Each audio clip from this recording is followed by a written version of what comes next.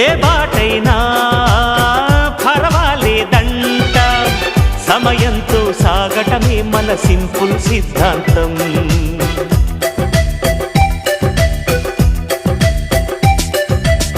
చిరుగాలికి పరిమళమిచ్చే సిరిమల్లెల వనమై ఉందాం, గగనాన్ని నేలను కలిపే హరివిల్లుల బంతెన అవుదాం.